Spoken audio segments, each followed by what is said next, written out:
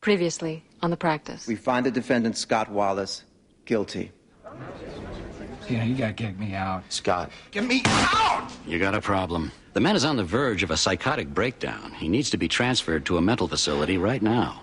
We were hoping they'd order a new trial outright. We didn't get that, but with a hearing, if the judge determines that the brother did commit perjury, then we get a new trial. Mr. Barrett, you had a meeting with Richard Bay and Helen Gamble, did you not? On the advice of counsel, I'm exercising my Fifth Amendment right not to answer your question. I have been ordered to conduct a full hearing into this perjury business. That hearing has been thwarted by the primary witness exercising his Fifth Amendment right. The conviction of Scott Wallace is hereby set aside. It is the order of this court that he be granted a new trial. What to expect when you're expecting. Somebody hears Pragos. Lindsay, we might as well tell him. Did you order that book? Me? No. That little witch tricked us. Either that or somebody else is pregnant. How did that book get here? I ordered it. I want to keep it a secret until I'm sure everything's fine. Who's the father? I'm going to be a single parent.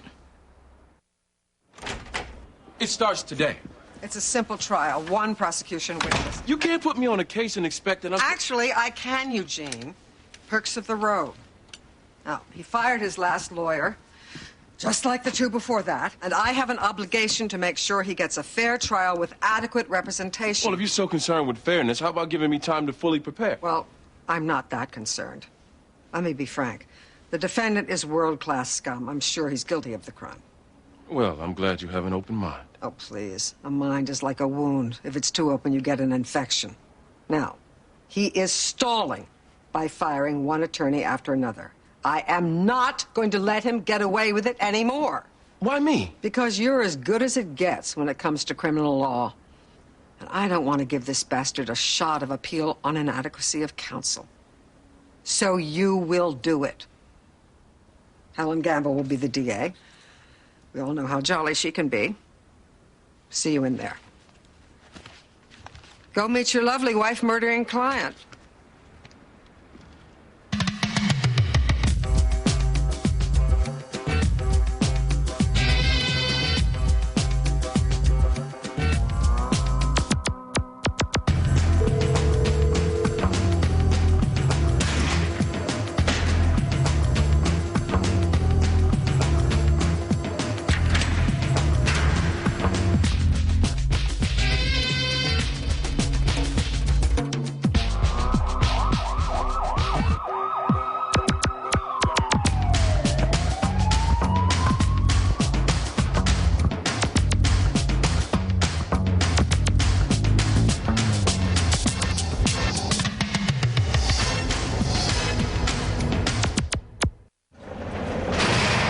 I didn't do it. The cop just wanted to get his picture in the paper and credit for a big collar.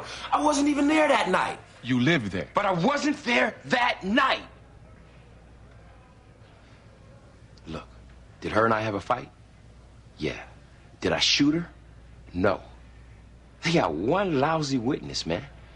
Eyewitness evidence is easy to shake, Mr. Young. It was dark. I was moving fast. No way he got a good, clear look.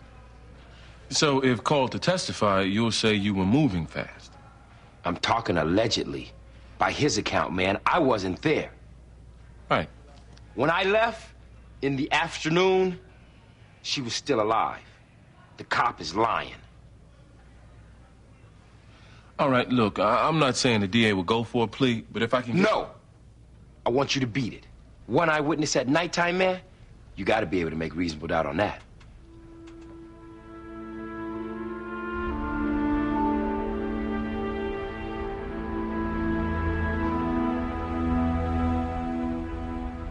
$6 months. On each count. No. Total. What? This is a liberal judge, and he can go easy on sentencing. But, and this is important, he's probably going to tell you a story about Ray Charles. What you mean about Ray Charles? He lectures defendants. His favorite is the Ray Charles story. It's corny, but you have to take it seriously. I had a defendant snicker once, and this guy doubled the sentence. I want you to think sad thoughts and just get through it. And show remorse. Okay. You take responsibility for the crime. Don't be saying you never had the drugs. Got it. And whatever you do, don't laugh. I'm looking at prison time, Mr. Berluti. Ain't gonna be no laughing. She was unconscious. You were afraid of how it might look. You put her in the car to make it look like a suicide. It's what happened, isn't it? This is the part that kills us.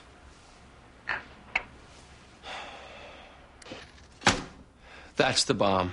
This tape got admitted for impeachment, which prevented Scott from testifying. You mean it made you keep him from testifying? Right. I don't want to be in that position again. If the judge let it in once, what makes you think he's going to change his mind now? Judge Wolf isn't the judge for the new trial. We drew Judge Hiller. I was responding to a report on a possible shooting. When I arrived at the house, I saw the defendant leaving the side door of the house, running. This man. Yes. What did you do next, officer? I entered the premises and discovered the victim, an African-American female, approximately 30 years of age, with what apparently was a single gunshot wound to the head. She was dead. Yes, ma'am. When did you next see the defendant, officer? 2 days later, I identified him in a police lineup as being the man I saw fleeing the house. Thank you. To your knowledge, sir, were any fingerprints found on the gun? The gun was never retrieved. Was any gunshot residue found on my client's hands? No. To your knowledge, was a trace metal test done to see if my client had even held a gun? The test came back negative, but it was 2 days later. Thank you, sir. You said you picked my client out of a police lineup. You recognized him? Yes. In fact, you had met my client before, hadn't you? Once. You had responded to a domestic conflict before at his residence? Yes. When you saw my client in the police lineup, is it possible you recognized him because you had met him before? No, I recognized him both as a man I'd met before and as the man I saw fleeing the house the night of the shooting. So the man was running out a side door? Correct. Toward the front of the house or the back? The back. So he was running away from you? I got a good look at him. He was running away from you, sir, at night? I got a good look. Why were you playing out of position? What? That's the term when you're outside your assigned area. A call came in of a possible shooting. You said you were on it, but you were outside your patrol area. I wasn't that far outside my area. You weren't the closest unit? No. Why'd you take the call? I recognized the address. Why were you playing out of position, officer? I don't remember. You don't remember?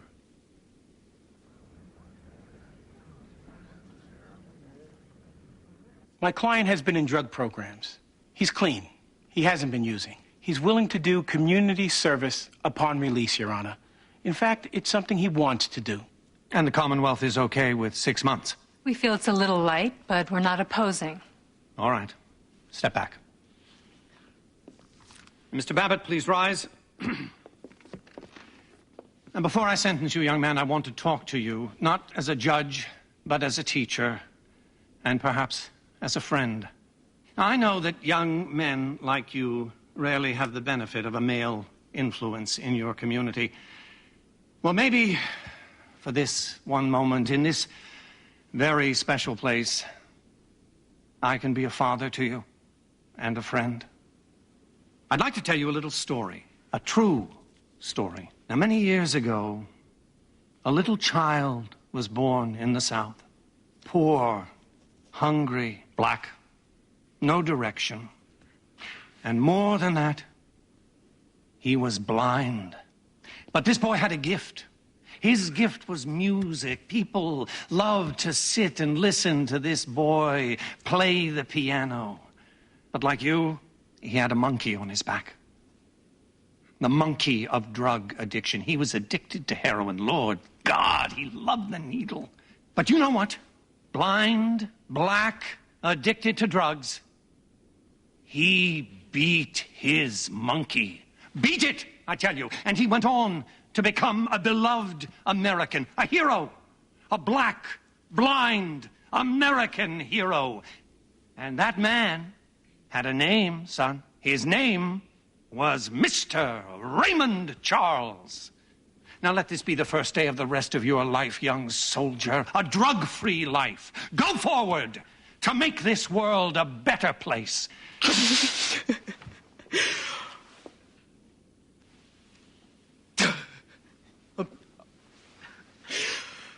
I'm sorry.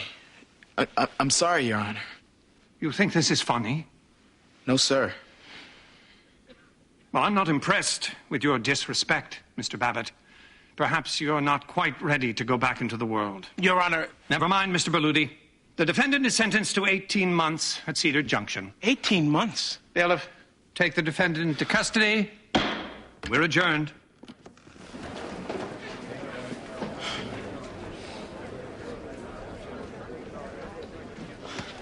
Let's go.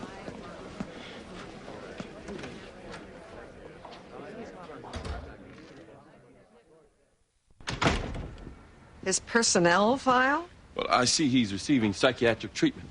That would be totally privileged. Ordinarily, yes. But sometimes the courts have looked into the records of police officers when they're relevant to the case. And what would be the relevance here? I don't know, Your Honor. But you saw him up there. He's hiding something. And if there's anything in those files that goes to his credibility, I should be allowed access. You haven't made any showing, and you can't make any offer of proof that there is anything. Helen, come on. I just got this case with my morning cup of coffee. And I know Your Honor doesn't want to give this world-class citizen any grounds for appeal. I'll tell you what, I will look at the report. If I see anything that's relevant, I'll let you look. Otherwise, forget it.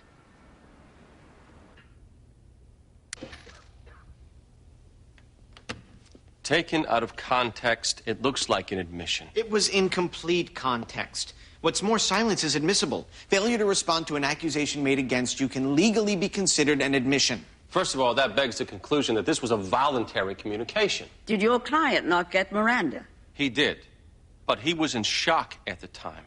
I have submitted to the court 3 psychiatric reports which question the voluntariness... Oh, please, Mr. Donald. Defense lawyers can hire psychiatrists all the time to proclaim he didn't know what he was saying. We have a man whose wife was found dead. And he was still trying to absorb that when the police suddenly handcuffed him. Next thing, he's in the room with a district attorney. A district attorney who now believes he's innocent, by the way. She never said that. It's too prejudicial to allow a jury to see it. It would bias them. What Mr. Donald is saying is he doesn't trust juries. Well, that's the system of this country, and if it displeases him, perhaps he should move to Cuba. Mr. Bay, did you see the sign, check your soapbox at the door? No. Do I need to hang one? The bottom line question is whether the potential prejudice of this tape outweighs its probative value. The answer is yes. Let them try Scott Wallace on the evidence. And the evidence alone, not an emotional breakdown which occurred in the wake of an unimaginable tragedy. This man is in a psychiatric ward as we speak. I've heard the arguments. I have your briefs. I'll take the matter under advisement and I'll rule. Thank you both. It was totally my fault. I kept telling him not to laugh. I think I put so much pressure on him. Why would you have to tell him not to laugh? Well, he gets extremely nervous, and laughing is a reaction he has. That's why. I was so afraid he might get nervous and laugh here. I kept hounding him, and I just made it worse. He wasn't laughing at what you were saying, Your Honor. I promise you. He sure seemed to be. He's a nervous kid. He's facing jail. Who's gonna laugh at that? To triple his sentence? Please, Your Honor. All right. I'll have him brought back in. We can re-sentence. But I'm giving you and your client a break, Mr. Berluti. I understand that. And I'm very grateful, Judge. My medical file? If the judge thinks there's nothing relevant, they'll stay sealed. What's wrong? I've been married 17 years. I have kids. Paul, what's the matter? What's in the file?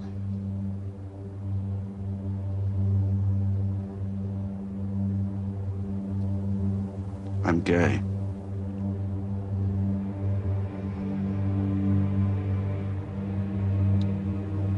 When he said playing out of position, I thought for a second he knew.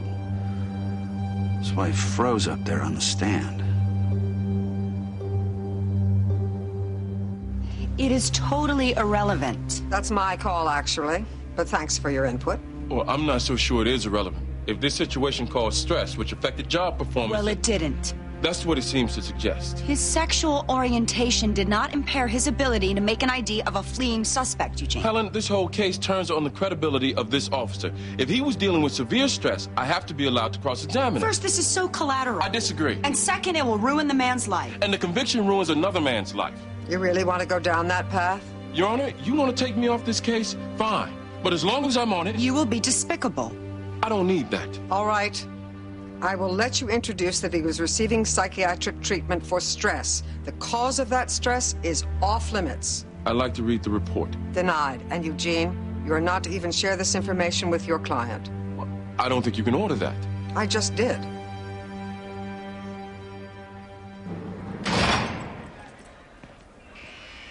So how are you feeling? I'm feeling better, Bobby. You look better. No, I'm feeling good. No more spots? I want her to get you a couple of new suits for trial, so she'll need to take some measurements. Well, this time I testify, right? Well, let's see how the ruling goes on the videotape, but hopefully you'll testify yes. Oh, you got any good news? All I give you here is Jell-O, damn it.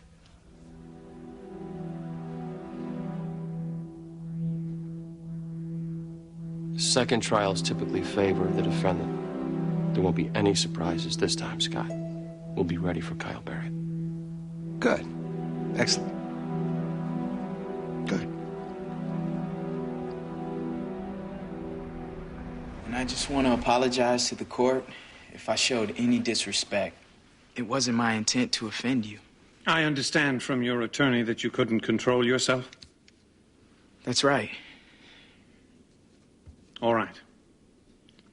But before I resentence you, I'd like to tell you a little story about a woman who, like you, lacked control sometimes. Like you, she had an addiction. Her addiction was gambling. Like you, she wanted the fast life with fast cars.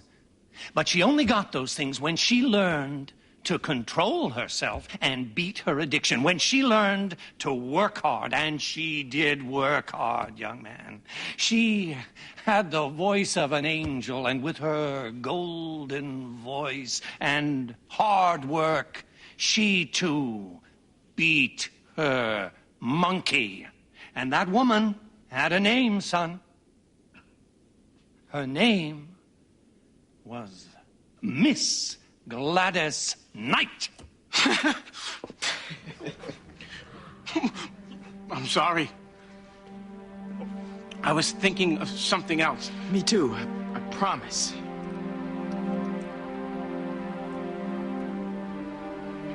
The defendant is hereby sentenced to 12 months on each count. The sentences to run consecutively. 2 years?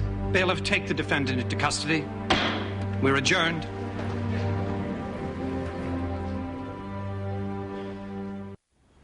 He can't introduce it. He can only put it in that you were undergoing treatment for stress. I've testified before. These lawyers trick you. What if he twists one of my answers and says I opened the door? I will protect you. You have my word. This Eugene Young has a reputation. What does he care if it's called a mistrial? For him, Paul, he'll do anything. Within the law. Judge Kittleson was very clear in her ruling. Mr. Young will abide by it. Listen. You just answer yes. I suffered from stress and I sought treatment. It didn't affect me that night. Keep it as simple as that. But do not lie. Because then he can get in the other stuff through impeachment. Just answer the questions, don't elaborate, and I will protect you.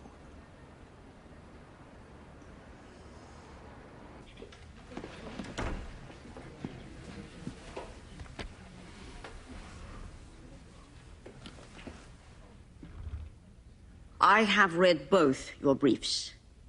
I also watched the videotape again, and it is my conclusion Judge Wolf erred, allowing the tape in for impeachment purposes. His legal rationale escapes me.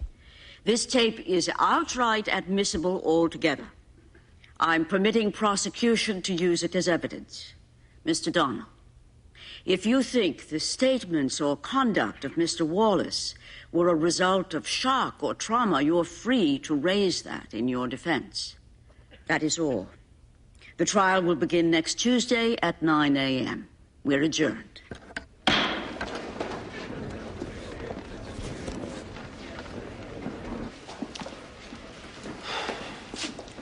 I want to file a writ.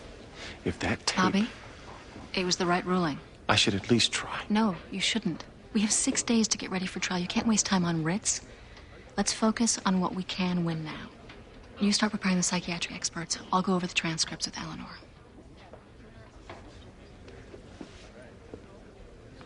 I'm obviously pleased with the ruling. The Commonwealth has always felt that the statement was a de facto admission and that it was evidence. I'm satisfied that a jury will now get to consider that evidence. That is all.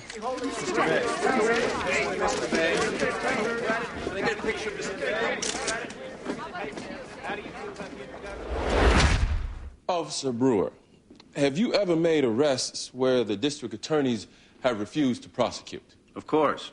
How many times? I'm not sure. More than 5? Yes.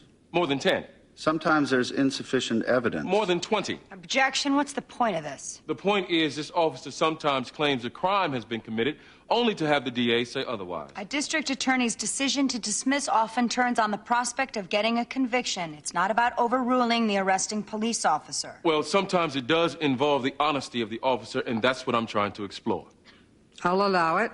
Officer Brewer, how are you on the issue of honesty? What is that supposed to mean? Are you an honest person, sir? Objection. Sounds like badgering. Every witness, by testifying, puts his credibility in issue. And I'm allowed to explore this man's reputation for truthfulness. The objection is overruled. Do you consider yourself to be a truthful person, sir? Yes. You live a truthful life? Objection. Sustained. Are you receiving psychiatric treatment, officer? Yes. Does one of the issues for which you are receiving treatment concern your ability to be truthful? Objection. Overruled. It's beyond the scope. I'll allow it. Do you have trouble being truthful? Yes. In fact, you lie every day, don't you, officer? Yes. One of the reasons you sought psychiatric treatment is you were afraid your lying caused you such stress that it perhaps started to affect your job. Isn't that right, officer? Did you not hear the question, sir? I can repeat it. I heard the question. The answer is yes. Thank you, officer. I have nothing further.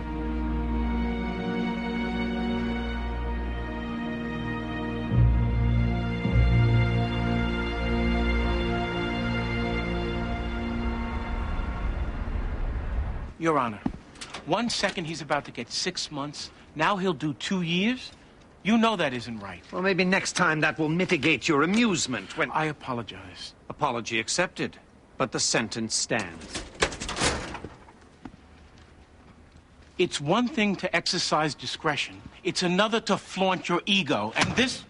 Mr. Berluti, you are 2 seconds from contempt.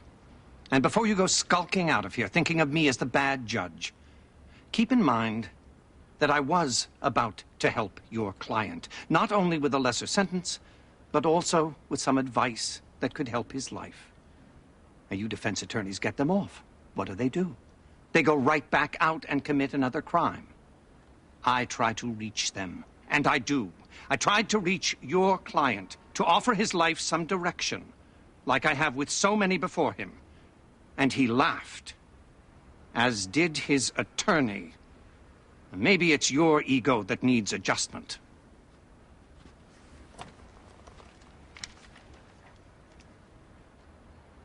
I laughed because I've heard the Ray Charles story a zillion times, as have all the lawyers who appear before you. We all tell our clients it's funny. We all tell them not to laugh. We're all afraid they might laugh because it's so ridiculous.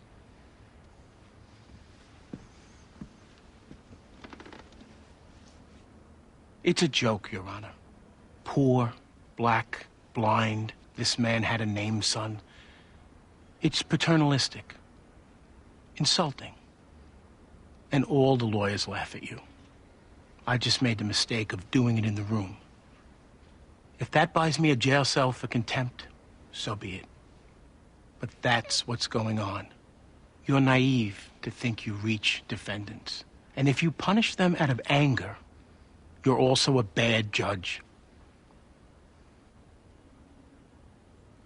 Mr. Berluti, I will ask you once again to leave my chambers.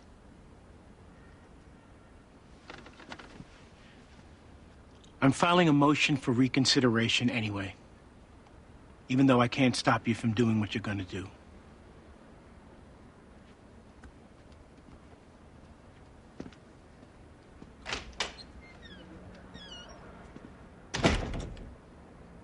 You said you would protect me. Everything he asked was arguably within the proper scope. I tried to shut him down. You said you would protect me. Well, I couldn't. Listen, Eugene Young is a very smart lawyer. He doesn't want the jury to know that you're gay or what the lie is actually about. He knows the jury would just dismiss it as irrelevant. Look, I'd like to introduce what you're untruthful about. Excuse me? Paul, if we don't fill in some of the blanks for the jury, your credibility is shot with them. If we tell them what Eugene is talking about, they'll know you're not dishonest. And my family will know I'm gay. My partners will know. My life, my career. You're basically the only witness we have. If we don't reestablish your credibility, I can't convict here. No. I can't do what you're asking me to do. Well, I don't need your consent, really. I'll figure out a way to get it on redirect if I have to. I'll recant. I'll say it wasn't the defendant I saw that night. No, you won't, Paul. You're an honest man. No, I think Mr. Young established quite clearly that I'm not. If you commit perjury, your life and career truly might be over. I'll make my life decisions. And I'll make mine.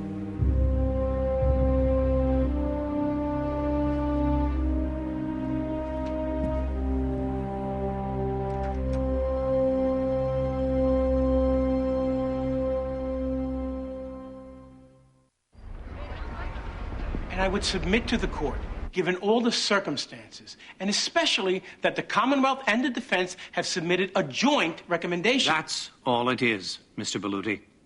A recommendation. Either for the judge to accept or reject. I have chosen to reject it. And I find myself very annoyed that you are back before this bench with nothing new. What's new? In addition to appearing as counsel for the defendant, I am here as an officer of this court. I am standing up for the integrity of this room. You were prepared to issue one sentence, then gave another because you got angry. You're entitled to belittle yourself as a man and as a judge. But when you belittle this room by abusing your discretion, I'm entitled to have something to say about it. Is that all? No, sir, it is not. I want to speak to you, not simply as a lawyer, but as a friend. There was this judge. She wasn't very judge-like at all. She had terrible manners. She rambled on the bench. She had a big mouth, and she was obnoxious. And she had an ego. Lord, she had an ego just like you, Your Honor. She also had a gift. She had the voice of a crow. And she beat her monkey. She relished being obnoxious. She was proud of mistreating people. And she used her ego and her crow-like voice to make millions of dollars. And she had a name, Your Honor. Her name was Judge Judy.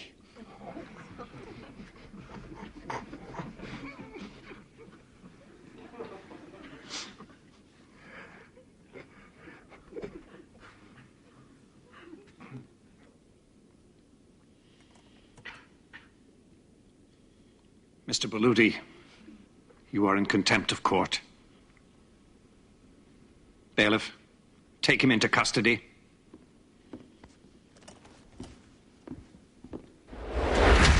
Officer, how many times have you testified in criminal proceedings? Probably over 40. Have you ever been accused of perjury?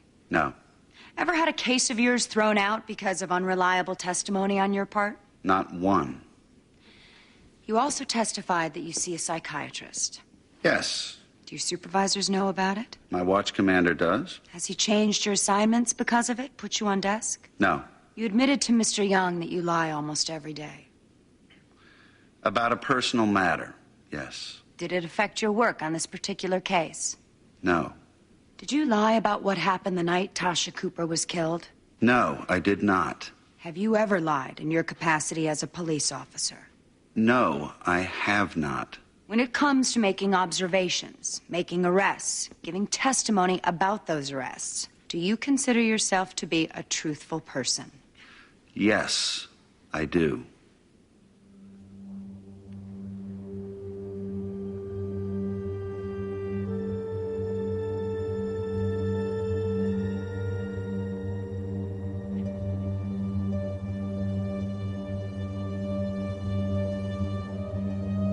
Who was the man you saw fleeing the house that night?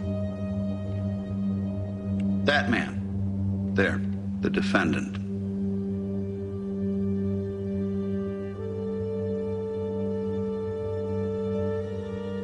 Thank you, officer. I have nothing further.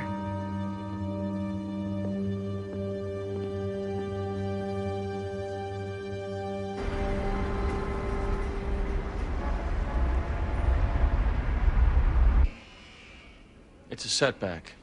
I won't kid you. Is this judge going to go against us? No, she's extremely fair. She won't do us any favors, but this case won't be decided by her. This time, you will have to testify. I'm ready. I can handle all the witnesses. We're in good shape there. But that videotape and your response to it on the stand, that's what will decide this case. I have better focus now, Bobby. I mean, before I was still in grief. You know, I couldn't believe she was gone. But now, when I think of what she did, I mean, killing herself right after we had a fight, I mean, that was an angry act, Bobby. I mean, that wasn't depression. She was doing it to me. That was hateful. And right now, I hate her.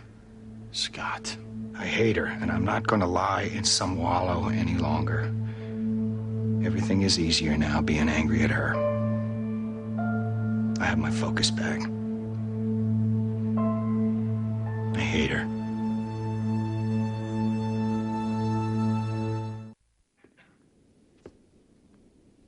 One eyewitness who sees a man at night from the side running away from him. Could he describe him? Black, medium build. No clothes, no distinguishing characteristics, just black, medium build. A black man in the dark running away 3-4 seconds, but he got a good look. Now, we all know what happened here. That man saw somebody running. He then sees the wife dead, figures it must have been the husband he saw going out the door. He then picks the husband out of a lineup. But that was easy, because he had met the husband before. No weapon. No gunshot residue on my client's hands. Nothing to suggest he had even held a gun, much less fired one. That police officer made a guess, and he's sticking by his hunch. That's what this is, and we all know it. 1 3-second ID in the dark by a self-confessed liar, that isn't proof. Their whole case comes down to the say-so of a man receiving psychiatric treatment to deal with stress caused by his inability to tell the truth. Do I really need to stand here and tell you there's reasonable doubt? No other prints, no DNA, no physical or testimonial evidence to even suggest that anyone else was in that house that night. No other cars in the area.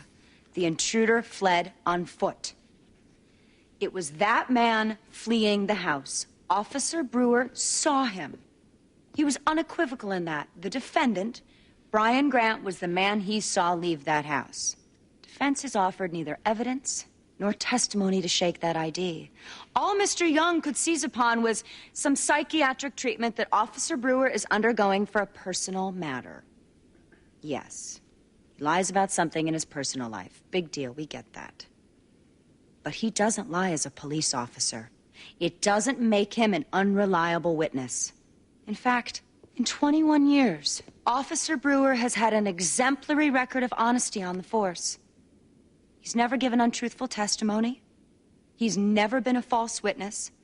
His honor has been beyond reproach, just as his testimony is here when he tells you that's the man he saw leave that house.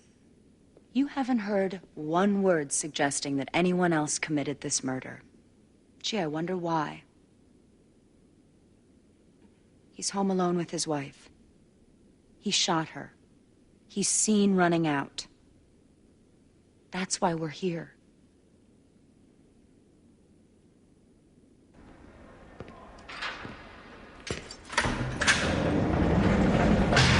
Go. The only reason I don't keep you overnight, for what I deem to be criminal disrespect.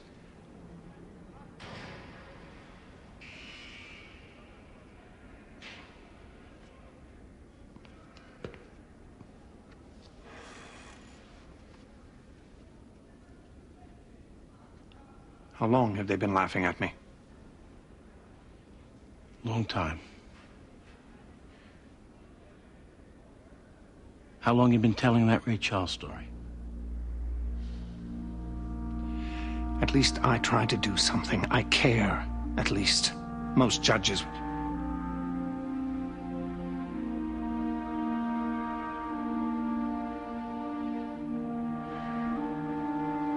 Tell your client I'll give him 6 months.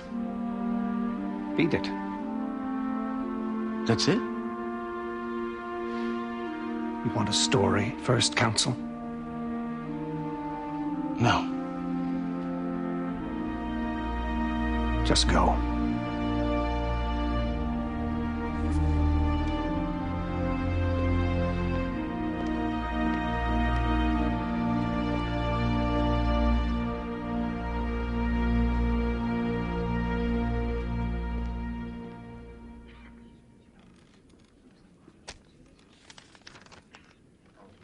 Came back kind of fast.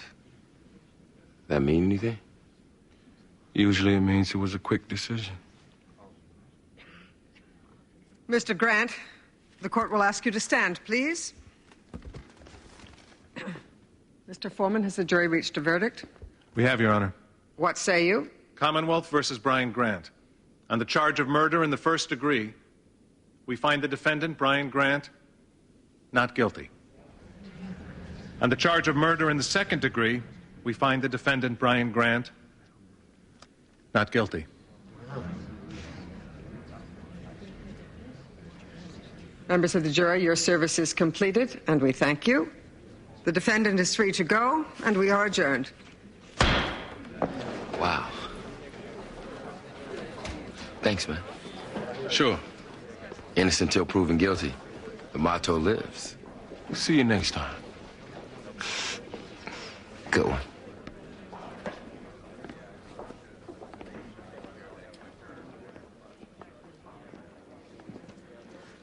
I'm sorry we didn't get him. Yeah. Did our best. Miss Gamble. Thank you. I wish you well, Paul. You too.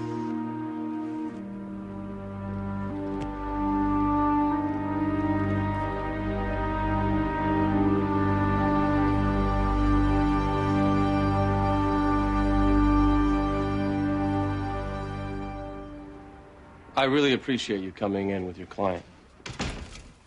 It's against my better judgment. I totally understand. It's just lawyer to lawyer. You're aware that Helen Gamble believes your client committed perjury in the first trial. Ms. Gamble was mistaken. Yes, well, I don't believe she was. Mr. Donnell, I'm confused as to the agenda here. Certainly we could have... is this. I'm putting you on notice. If your client takes the stand again and lies, I'll be taking his house. Bobby? Tell him, Mr. Stone. Tell him the exposure he faces.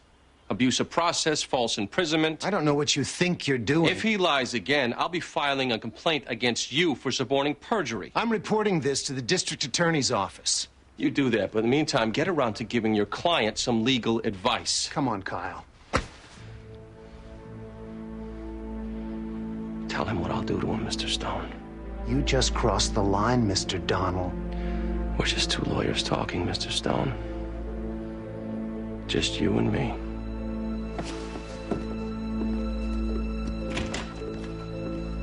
What the hell do you call that? I call intimidating a lead witness for the prosecution. I gotta keep that lying bastard out of the witness chair.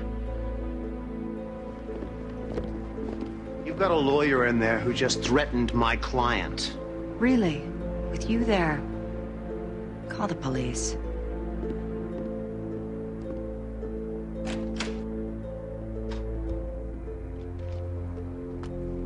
Come here.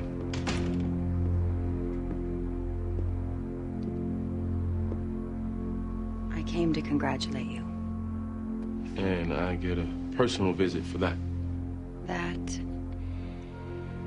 And the police just got into a shootout with the man who fired back with the gun used to kill Tasha Cooper. He matched the description of the suspect Officer Brewer saw running, and he also confessed to the crime. I know you didn't care if your client was guilty. I thought you might be interested to know he was innocent.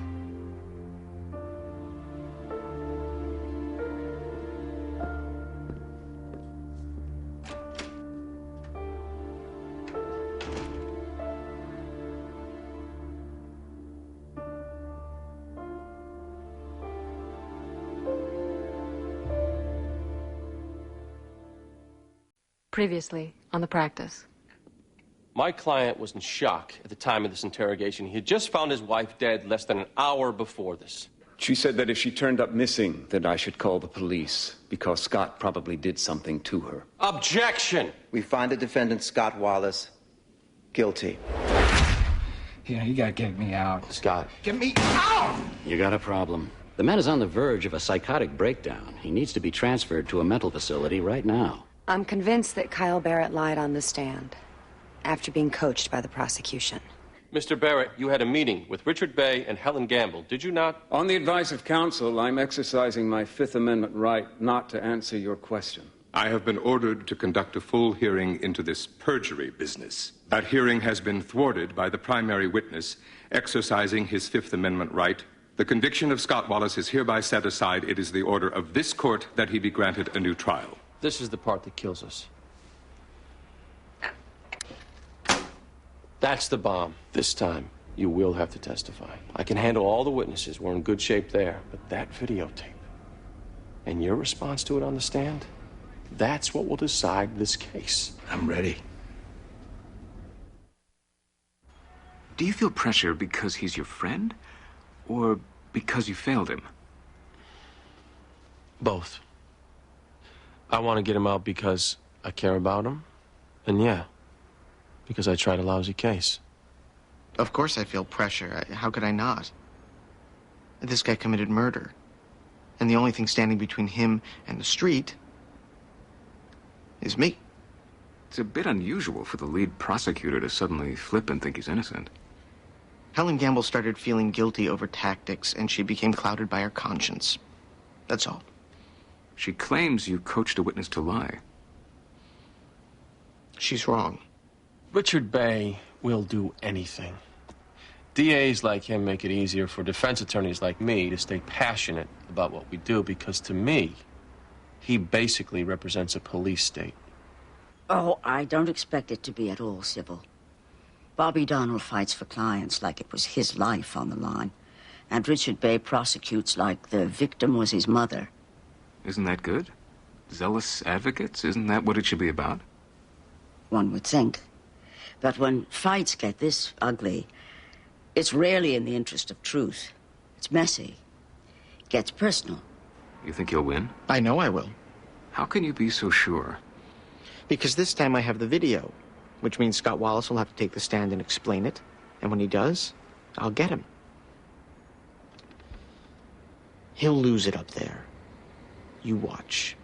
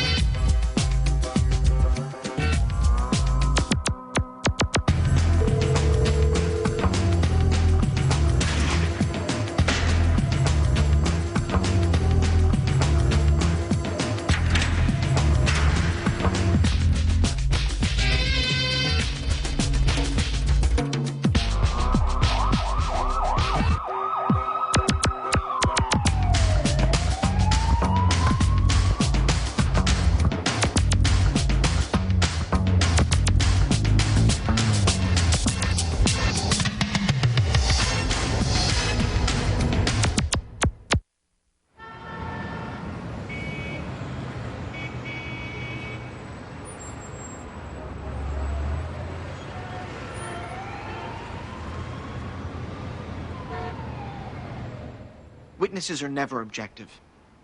Of course, I want you to appear neutral, but you need to be every bit the advocate I am. Never forget, your goal is to help the prosecution secure a conviction, to put a murderer in prison. That means you're going to have to stand up to Bobby Donnell. He can't be steered.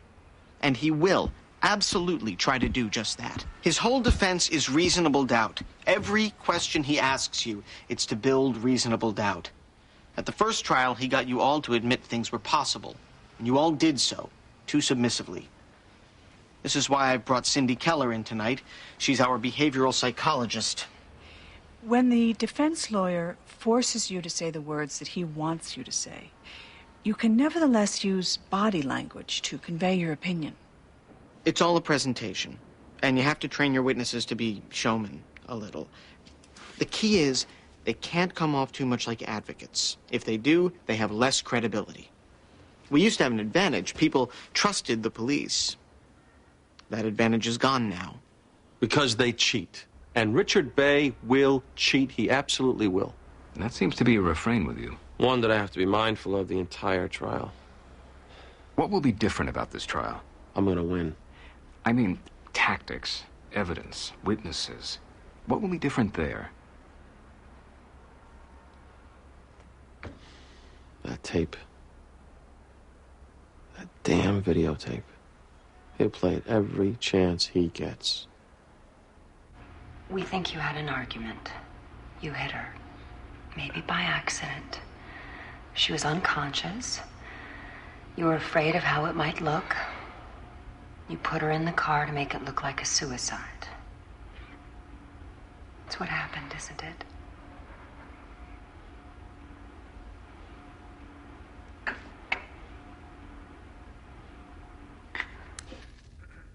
Detective Larson, does that videotape fairly and accurately depict what happened in that room? Yes, it does. What did happen in that room?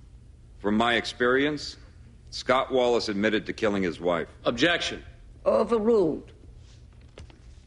Did he ever say he killed his wife? No, but... In fact, he maintained his innocence, and he still does, doesn't he, Detective?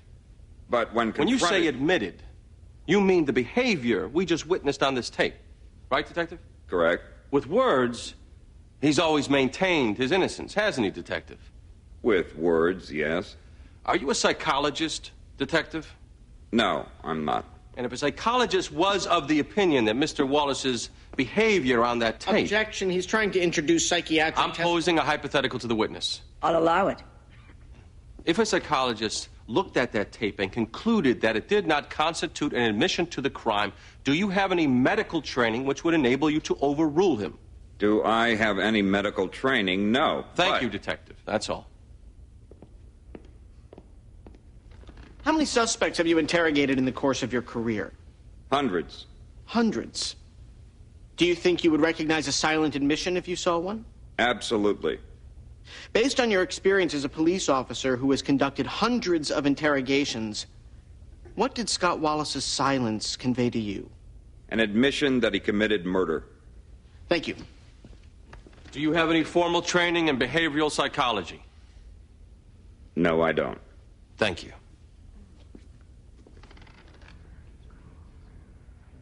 When we first started, it was just Bobby and me, and he was so wide-eyed. Every case, his eyes. Oh, and if it was a murder case, God, the light coming out from his eyes. And it didn't bother him a bit if the guy was probably guilty. You know, he'd say, Beck, we defend the guilty because ultimately it protects the innocent. Or he'd say that was the high. You know, when you got a guy that was actually innocent. And now, he hates it when they're innocent. Like this one. It's too much pressure. I mean, that's why none of us last on this job. You can only bear it defending the guilty. And how long can anyone last doing that? He was screaming at her, calling her a liar, and she was pleading with him to stop screaming. Are you sure this was around 9:30 p.m.? Yes, that's when I walk my dog. You recognized my client's voice screaming because you'd heard him scream before? Many times. So there wasn't anything hugely unusual about them arguing that night? No, they fought a lot. And in fact, you didn't call the police or try to intervene, did you, sir? No. I wasn't crazy about calling that witness in the first trial. I wasn't thrilled about it here. But I have to establish a timeline. As a rule, when you come across anemic little wimps like Mr. Berenson, who haven't got the guts to get involved at the time, you can be sure they'll be pretty impotent as witnesses, too. But I needed to get in the timeline. Why are you so sure he's innocent? Because I am. I know him. Plus, he passed the polygraph. That's what really gets me. I mean, they may not be admissible, but lie detectors are pretty damn reliable. And the prosecution and the police, they believe in them more than I do. Here we got a guy who passes over and over and over, and they still prosecute. Why, do you think? Because the media declared this a murder, and there was an ensuing public outcry to get a conviction. There seems to be such a huge distrust here. You have no idea. When I first started, the DAs and defense attorneys, we all go out at the end of the day. There were watering holes where we congregate, swap stories. You fought hard in court, but after, it was a brotherhood. Today, we go our separate ways. They don't trust us, we don't trust them. What happened? It became too much about winning and losing. We analyzed a skin fragment found under the defendant's fingernail. It was a genetic match to Mrs. Wallace. Did you do any other DNA testing, Dr. Wang? Oh, yes. We found shed skin cells all over the victim's head and neck. They belong to the defendant, Scott Wallace. If Scott Wallace were trying to save his wife, resuscitate her, it's possible his skin cells could have gotten on her that way. Am I right? In my experience, that would be unlikely. I asked if it were possible. I suppose it's possible. And it's possible, isn't it, Doctor, that Mrs. Wallace had decided she wanted to compete in the Olympics, and while practicing a backflip, she accidentally hit her head on a blunt instrument being held by the defendant. Objection! As long as we're going for far-fetched possibilities. All right, Mr. Bay, that is quite enough. Dr. Wang, based on your years of experience as a forensic pathologist, did you form an opinion as to the likelihood of what happened? Yes, I did. Could you state that for the court, please? She was killed by the defendant. The defense has suggested Mr. Wallace discovered his wife in the car. She wasn't breathing. He pulled her out, and her head struck the concrete floor, causing the fracture. Yes, I think this is a bit of a fairy tale. The fracture, she was hit very hard. Is it possible that she could have gotten this after she died by her head hitting the floor? Anything's possible. My medical opinion is somebody hit her. Doctor, in the first trial, you testified that this fracture was severe enough to be fatal. Didn't you say that? I did. Was it the cause of death? No, the cause of death was monoxide poisoning. So it's possible that the head fracture came after she died of the car exhaust, right? That's not what I think happened. I can't declare it to be impossible.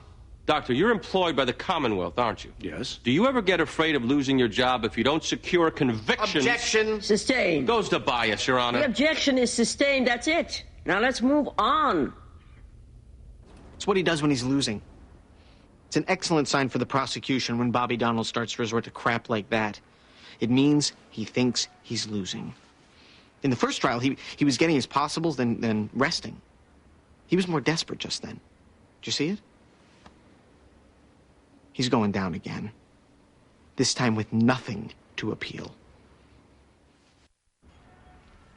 Well, you know, I keep thinking it'll all get corrected. You know, they've made this terrible mistake, and this is the land of truth and justice. It'll all get cleared up. But here I am. The thinking is, for you to get acquitted, it'll come down to your testimony. Yeah, I know this. I know this. Are you scared? It's way beyond that now. I think that's enough. That's all. The arrangement is complete access. Well, that's all. You have to leave. Bobby, Kyle Barrett isn't testifying. Why? They just notified the court they're arresting. We're up. Well, call Dr. Murphy. He's gonna... I did. He's on his way. Why isn't her brother testifying? I don't need him. Plus, he'd get peeled like an onion up there. He's a liability. I thought you said he was telling the truth. I never said that. I only said I don't know if he's lying. That sounds a little questionable. Hey, question away. I only put on the witnesses I think will help me win. Kyle Barrett doesn't qualify. But this is the witness who got you the conviction in the first trial. In the first trial, I didn't have the video. Scott Wallace was suffering from clinical depression. Were you able to determine the cause, Doctor? Twin positional traumas. The first was his wife's death. The second, his being accused of that death. Doctor, you recommended that Scott Wallace be hospitalized, did you not? I did. Can you tell us why? I found him to be very close to a complete mental breakdown. Doctor, you've seen this tape before. I want to play you a small portion again. It looked like a suicide. It's what happened, isn't it?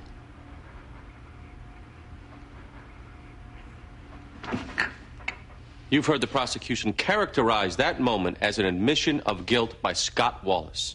Well, I think that conclusion is as dangerous as it is absurd. He'd only just discovered within the last 2 hours that his wife was dead. Then he's taken down to the police station. He's hit with the accusation that he murdered her. Now, to a guilty man, that wouldn't be as much of a shock. But to an innocent one, that could cause the very trauma I'm talking about. And when he dropped his head? It was in shock. That was likely the beginning of his breakdown. You can state that for a medical certainty? No, but... And you were not in the room at the time, were you, Doctor? No, I was not. You spoke of twin positional traumas, one of those traumas being the loss of his wife. Yes? For this to be so, he would have to have loved his wife very deeply, I assume. And he did, from my observations. Well, if this wife, who he loved deeply, told him she was leaving him, couldn't that be traumatic? Certainly. Is it possible that's when this mental breakdown started, when she said she was leaving him? I suppose it's possible, but I don't think likely. Doctor, according to your diagnosis, you said Scott Wallace was in danger of becoming psychotic, didn't you? He never became psychotic, Mr. Bay. Sometimes, when you get a tough witness, you take what you can get and sit the hell down. I thought I handled him well. And now you have the victim's psychiatrist. I'm not afraid of him. How can you not be? He's going to testify that she was depressed. He'll say depressed. Then on cross, I'll get him to say she wasn't suicidal. Then on redirect, Bobby will claim he has motive to say she wasn't suicidal, so he doesn't have her blood on his hands. It's vintage Bobby Donnell. He gets a witness to help him, then he hangs him out. You watch. You seem a little more agitated now. I'm not agitated. This is adrenaline. It's a fight. I'm not agitated. My little informal poll in the gallery? They think you're losing. I'm not losing. Why would people think you are? Because with galleries, it's about popularity. Bobby Donnell is good looking. With juries, it's about weighing evidence, and they'll do that. I'm not losing. What were you treating Karen Wallace for? Anxiety, depression. Depression? Yes. What was she depressed over? Mainly her marriage. She felt it was rather loveless. Also her life. Did you regard her as suicidal? No, I did not. But, Doctor, now that she's turned up dead, do you now think perhaps she was suicidal? No, I do not. Many people experience depression and hopelessness, That doesn't mean they take their lives. I mean, the very reason that Mrs. Wallace had come to me was to improve things. She was looking forward. I don't believe at all that she had the mental state to take her own life. How did it make you feel to learn that a patient you had been treating for depression killed herself? Obviously, it was distressing to hear it. Certainly, a person experiencing hopelessness, suffering depression, found dead from monoxide poisoning with a hose connected to the exhaust pipe of the car, you had to wonder if maybe she did kill herself. Didn't you at least wonder, Doctor? I wondered, but I still don't believe she took her life. Well, if it were foreseeable that she might take her life and you did nothing, you might be held liable. Isn't that right, Doctor? What are you saying, Mr. Donnell? I'm saying you have motive to deny she was suicidal. Objection, leading. After she's found dead, you don't even notify the police that you were treating her? No. What were you trying to hide? Objection. Permission to treat the witness as hostile. Objection. Overruled. Why not come forward to anybody and say, hey, I was treating her? There's a privilege. Which does not survive the patient's death. You were trying to hide the fact that you were treating her because you knew she was potentially suicidal. I knew nothing of the sort. Mrs. Wallace, just like you are now. You let this man go down because you were afraid of being hit with a judgment. All right, Mr. Donnell, dial it back. Did you tell that witness you would be going after him like that? No. Because? Because I needed him. And he never would have cooperated knowing what he was in for. Why didn't you just call him as a hostile witness to begin with? Because I knew I'd get more out of him this way. First as an ally and then blindsiding him. I don't think I blindsided him, but yes. Don't you think that perpetuates the very distrust you spoke of before between DAs and defense attorneys? My goal here isn't to repair trust. It's to get an acquittal. And you're comfortable with yourself? Yes. The truth is, he isn't comfortable. And when he and Lindsay have this baby, it's going to be the beginning of the end of his criminal defense days. Why? Because with Bobby, this job is who he is. And when he starts to see himself through his son's eyes or his daughter's eyes,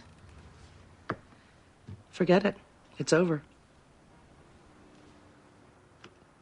It's gone as well as we could have expected. That videotape is still the biggest piece of evidence, and you'll have to account for it. I understand. Just tell the truth, Scott. Truth is on our side here. Yeah. You want to go over my testimony again, or? Actually, I prefer not to. I don't want it coming off rehearsed. Now, Richard Bay, he's going to come at you all rabid. That's his style. I can protect you, but I prefer not to. I can handle him. Lastly, your anger towards your wife for what she did to you. Let's play that down tomorrow. We don't want them seeing anger. Okay. You all right, Scott? I'm nervous. Other than that...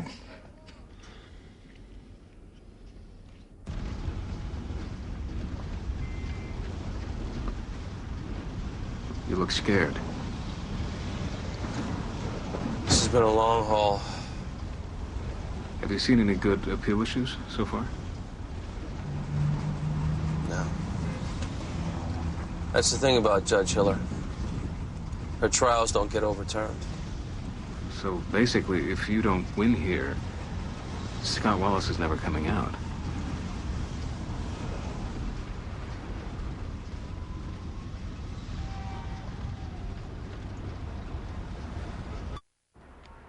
Were you surprised Bobby said yes to the cameras? Not really. If he loses, he hopes you catch some prosecutorial misconduct on tape. Give him grounds for appeal.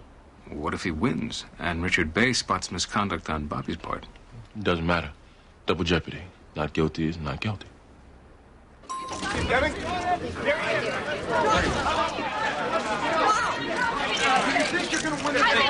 No comment. Bay's got the monitor set up. It looks like he plans to show the tape again. What a shock. You tell Scott? He's ready.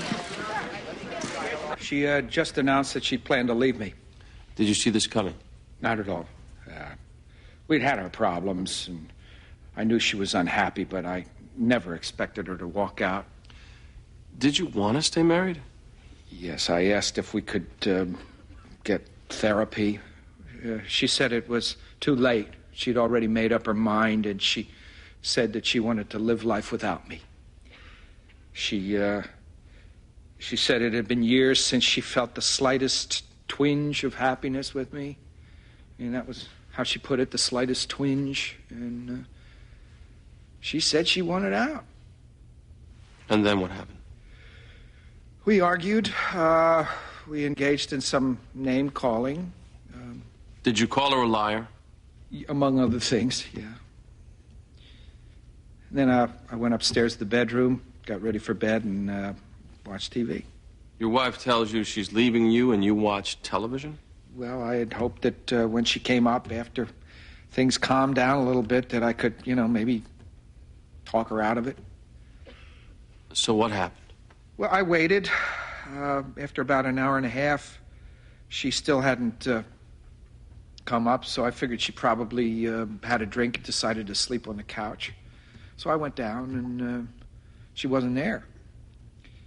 I thought, well, maybe she left. But I thought I would have heard the car pull out. So I went to check. And when I opened the door to the garage, I just smelled the exhaust. And it was all smoky in there. And then what? I went in, and I had to open the garage door because I couldn't breathe the exhaust, and I saw the hose.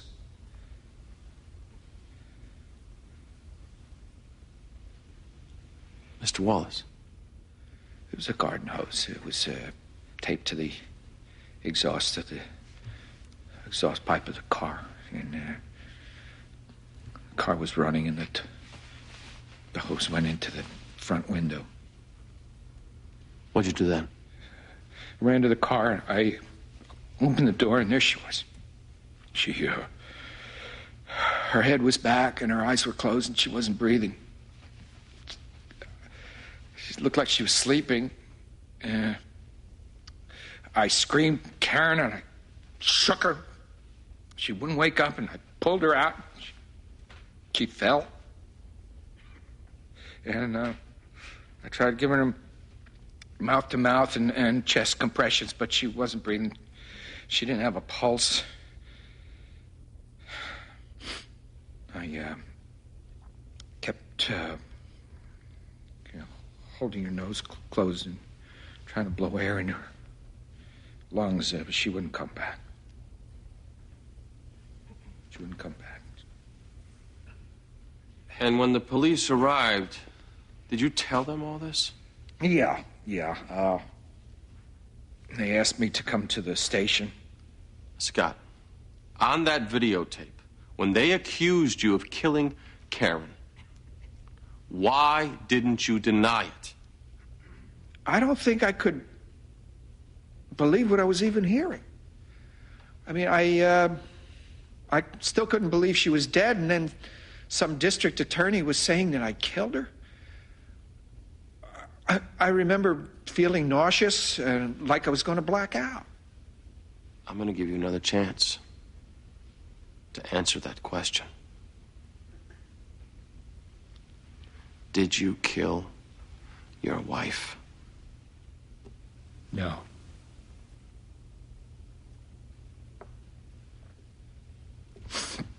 I'm sorry. It's just for 6 months you have been asking me not to speak to anyone, and I never have, and I waited for this day to come before everyone and finally say, I didn't kill her. I did not commit any crime.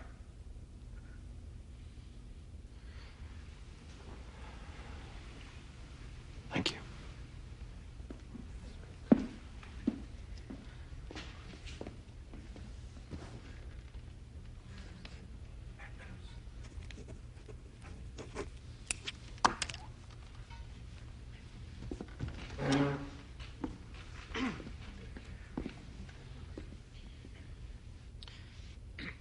You're an investment banker. Is that correct, Mr. Wallace? Yes, that's right.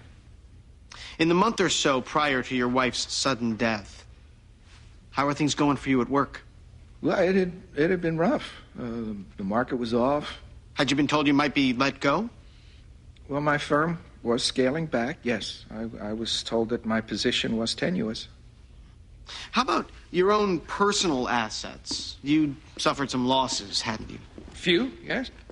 At the time of your wife's sudden death, you were nearly broke, weren't you, sir? Well, I would hardly say I was broke, Mr. Bay. I did live in $1 million house. Fully paid for? No. We had a mortgage of about $400,000. Any other assets? My savings, some stocks. Totaling more or less than $50,000 at the time of your wife's sudden death? At the exact time, less. But stocks have a... Thank you, sir. So at the time of your wife's sudden death, your assets totaled about $650,000. A divorce would have cut that in half. Add to that attorney fees plus alimony, plus you were looking at unemployment. Did you have a life insurance policy on your wife at the time of her sudden death? Objection. Overruled. Did you, sir? There were life insurance policies for both of us. The policy was to pay you over $1 million in the event of her death. Isn't that correct? Yes. When did you renew that policy, sir? We both renewed When did you both renew that policy? Oh, I think it was around May. Approximately a month before her sudden death. Did you kill your wife for money, sir? No, I did not. Gee, you seem capable of denying it now. Objection. Sustained. You've got a suicidal woman on your hands. You get into a big fight, and you go upstairs and watch television? Well, I didn't know she was on the verge of taking her life. And hey, look, I was angry that night, too. Angry enough to kill her? No. Angry enough to have a mental breakdown?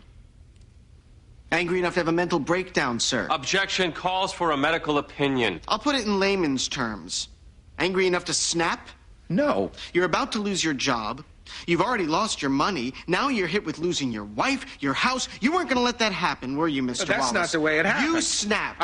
You hit her from behind. I never and you cracked hit my when you wife. Knew you were I didn't. caught. And I did no such thing. We saw the tape. I explained. You killed the your tape. wife. I did not.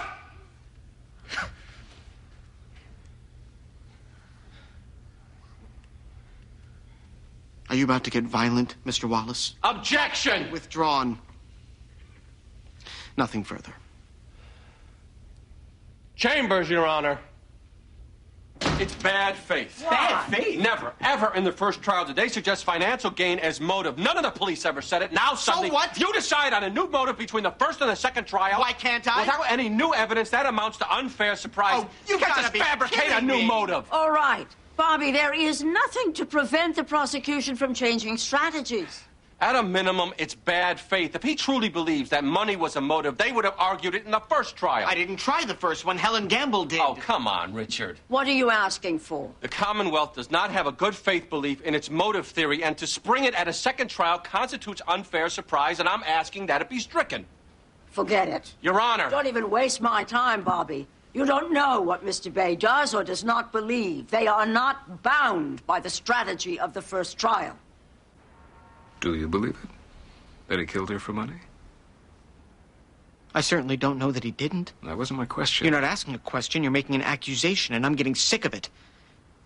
The idea of giving you access was to let you observe. It wasn't for you to charge in here with opinions. Was I doing that? Yes. You've been doing that, and I'm getting fed up. You want to point your damn cameras? Fine. But enough with the judgments. What are you thinking right now?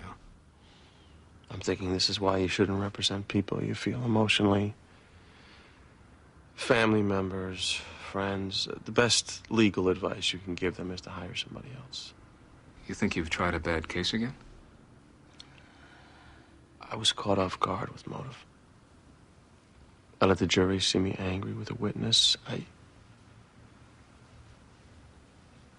Yeah. I made some mistakes. I don't agree. What do you think, Lindsay? I think it's pretty even. And ties go to the defendants in this business. Bobby closes a lot better than Richard Bay. This isn't over. The question I have, you have a client charged with a violent, angry crime, You told him not to flash anger. What happened?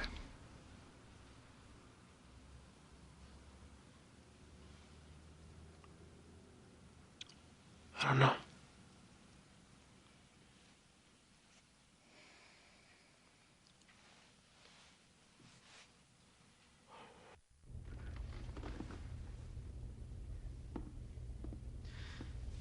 When I first became a lawyer, I used to call my mother and tell her about my cases. I'd explain all the intricacies, and she'd get bored and snap at me, just nutshell the damn thing. And I discovered, when I did nutshell, most of those cases which I thought were so complicated were actually quite simple.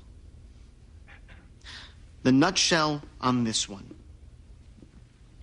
Man in financial trouble renews insurance policy on wife.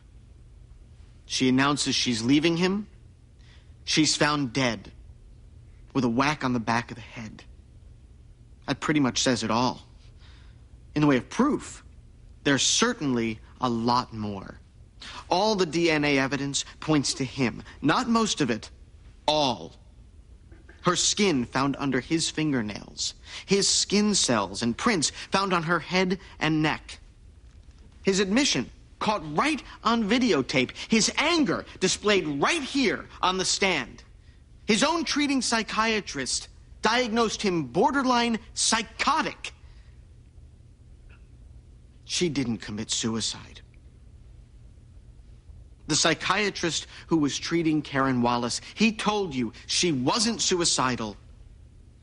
This woman was murdered. All the evidence tells you so. And Scott Wallace... You put her in the car to make it look like a suicide. That's what happened, isn't it?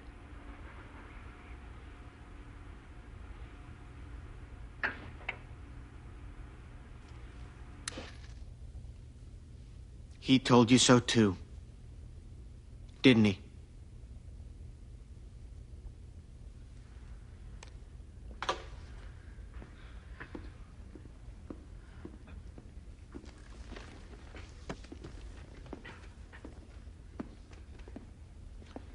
The only reason Scott Wallace was ever arrested was that perceived admission. The DNA evidence, the head fracture, all that came from him trying to save her. The prosecution's entire case is his reaction to being accused of the murder. It wasn't a normal reaction, they say. That's not how people normally respond. Have you ever been in this situation? Your wife died recently? Your husband? Any of you accused of murdering a spouse in the immediate wake of discovering the death? We're really going to sit here and discuss normal reactions? Seems to me a mental breakdown of some sort is the most normal. That's what Dr. Murphy told you Scott was experiencing. Scott himself told you that. He was feeling nauseous in that interrogation, about to black out. As Dr. Murphy said, he was suffering from twin positional traumas. How dare they charge him with murder because they didn't like the way he responded to being accused? They better have more than that, and they don't. And now the DA wants you to find guilt because Scott Wallace got angry in the witness chair. Oh, you saw his rage, didn't you? Let's convict on that.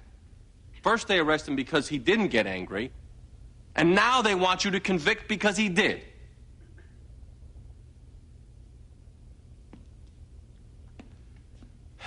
You know, people ask me how I can spend my days being a criminal defense lawyer. Defending guilty people. Well, I am in this to defend the innocent ones. And there's an innocent one sitting right over there. For 6 months now, they've kept him locked up. He couldn't even go to her funeral. He's never been to her grave. They've taken away his life. Karen Wallace took her own. The police have taken his. Enough is enough. Give freedom back to an innocent man.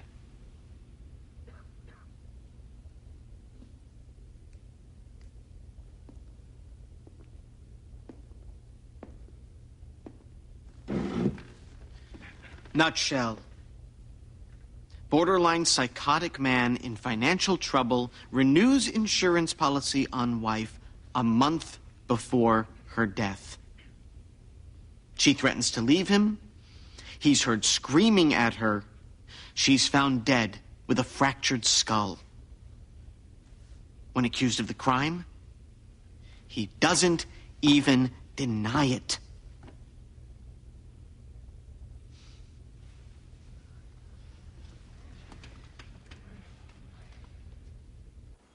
You like Bobby Donnell, personally? He's a pretty good guy. It's one thing for two men looking at the same evidence to have different opinions, but you two seem so convinced in opposite directions. DAs come to prosecute those they believe to be guilty. Defense attorneys come to believe those they choose to defend. Well, that certainly makes the DAs sound more noble. We are. Does he usually hibernate when he waits for a verdict? Yeah. Waiting, it can be a killer. A lot of lawyers just go about other business. Bobby, he can't. Aren't there other clients? Plenty. And he could be out right now bringing in new ones. Bobby Donnell. If you're looking to build a law practice, he's not the guy to hire. But if you ever get charged with murder... Hotline. Hello? Okay, thank you. Jury's back.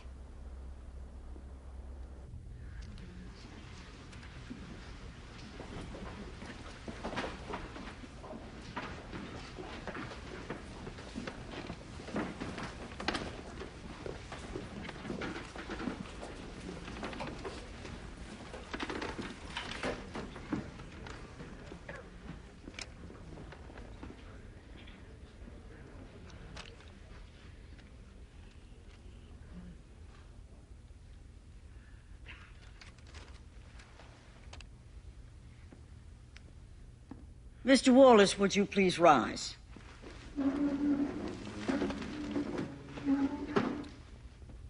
The jury has reached its verdict? We have, Your Honor. What say you? Commonwealth versus Scott Wallace. On count 1, murder in the first degree, we find the defendant, Scott Wallace, not guilty. Count 2, murder in the second degree, we find the defendant, Scott Wallace, not guilty. Members of the jury, this concludes your service. On behalf of the Commonwealth, I thank you. Mr. Wallace, you are free to go. We are adjourned.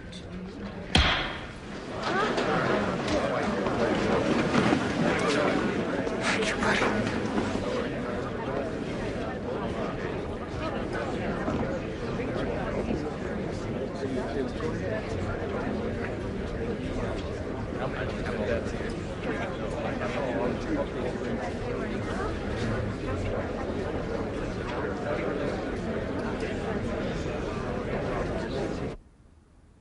It wasn't as ugly as you predicted. No. I thought they all behaved very well. It was nice to see for a change. Do you think it was the right result? Probably. I suppose there was reasonable doubt. But do you think it was the right result? I haven't the slightest idea.